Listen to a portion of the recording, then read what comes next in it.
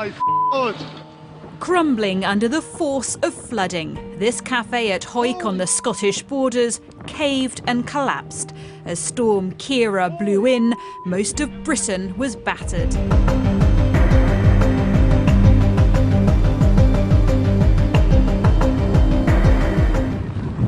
Braced for a battering, it was the south coast that felt the full force of winds that were a struggle to stand up in. The port of Dover forced to close as boats struggled to contend with giant waves.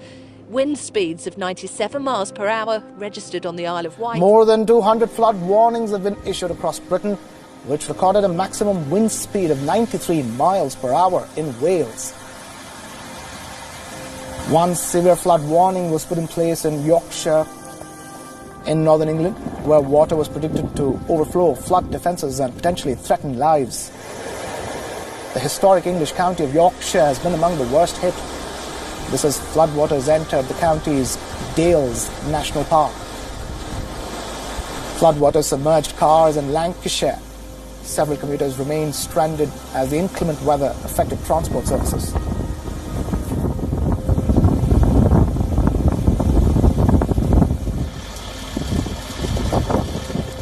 The relative calm following the storm revealed the damage done to lives and property. This is what remains of a guest house in Hawick in the Scottish borders after Ciara caused it to collapse yesterday. Oh my God! The owner had only recently finished renovations and has no idea what will happen to the building now. So many years. It becomes part of you, so it's sad. That's it. That's the only thing I can say. Hundreds of miles further south in Hampshire, police said the storm had claimed the life of a 58-year-old man, killed when a tree fell onto his car. Strong winds continued to cause travel disruption today. The Old Severn Bridge was closed after a lorry blew over. The driver escaped with minor head injuries. Isle of Wight. Weather like this is actually fairly common out in the Atlantic, and usually it disperses before it reaches the UK.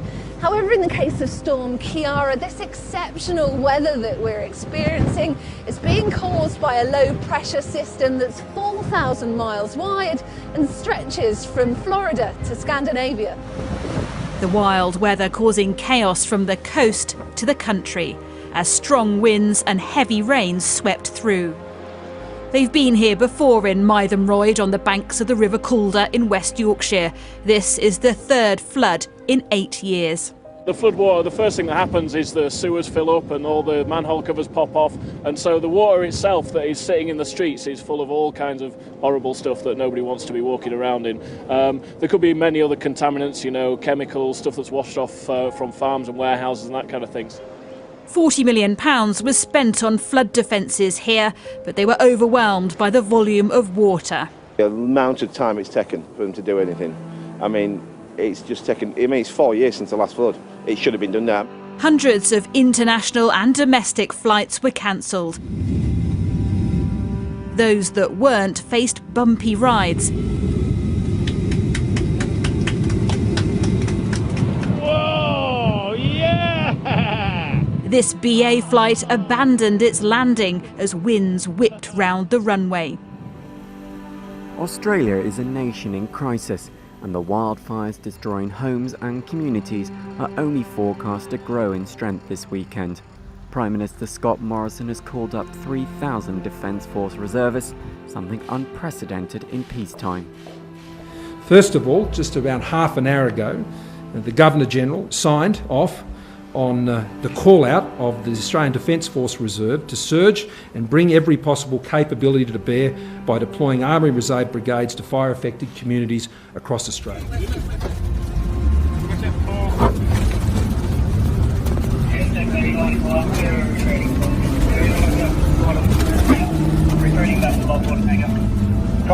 Watch 38 coming here. On the road already.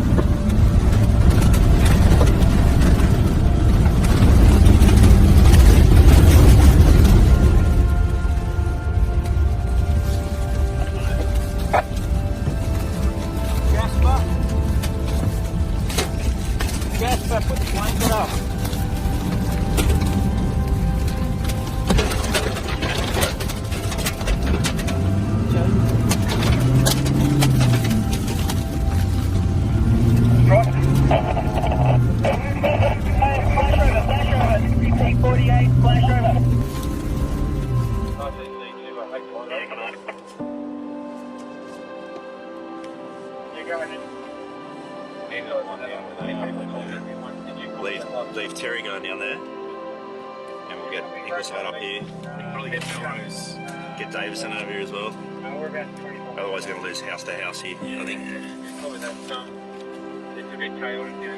Yeah, Davison, one from Bravo. Hill's not present. Hilltop present.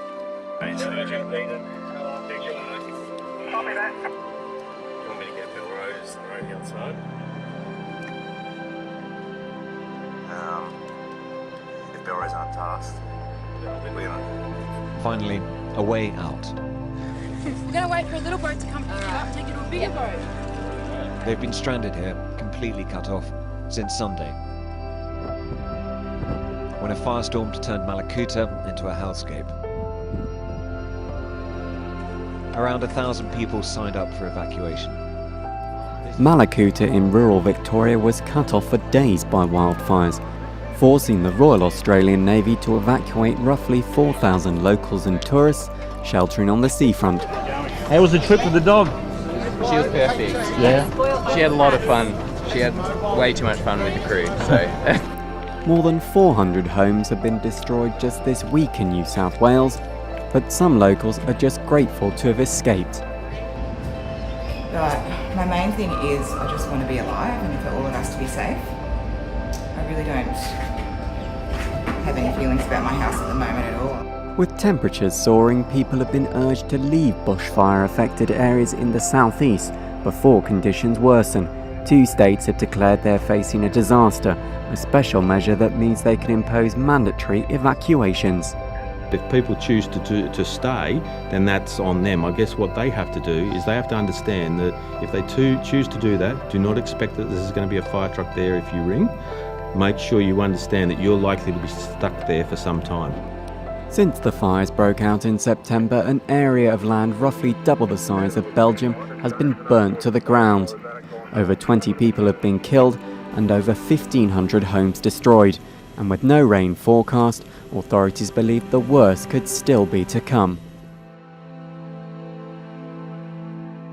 Some startling new numbers out now. More than 40,000 people are now infected around the world, and the death toll has surpassed the SARS outbreak, at least 910 people killed. New headline as the coronavirus outbreak worsens. Health officials now confirming more than 800 fatalities, surpassing the total death toll in the entire SARS pandemic. At the same time, another jump in confirmed cases on that cruise ship off Japan we've been telling you about. Now some 70 cases on that ship, including at least a dozen Americans. The ship's still under quarantine tonight, and ABC's Maggie Rulli is there in Yokohama. Tonight, the novel coronavirus spreading among the thousands of passengers quarantined aboard the Diamond Princess in Yokohama. 6 more cases confirmed today, bringing the total number of passengers infected to 70, including at least 12 Americans. Milena Basso and Guy Cerullo celebrating their honeymoon on the cruise, quarantined in their room. Just imagine like a knot in your stomach all day, every day. How is your mental health? How's your head doing? Our heart's like beating so fast, and like when we take our temperature, we're like panicking. And luckily it's like, okay, 98.6, good. More than 37,000 people affected worldwide. At least 812 people have died, mostly in mainland China. The death toll soaring beyond the SARS outbreak of 2002.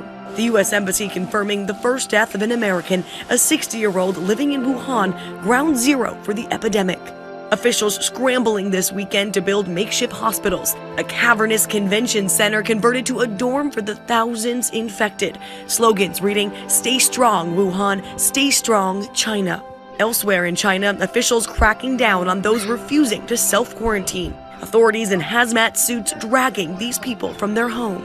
Frank Wasinski and his 3-year-old daughter returned to America from China, forced to leave behind his infected wife and father-in-law. She told me that the doctors had told her that her father has 1 or 2 more days before he passes. With the ease of international travel and the pace of modern life, there's greater potential for viruses to spread further and faster.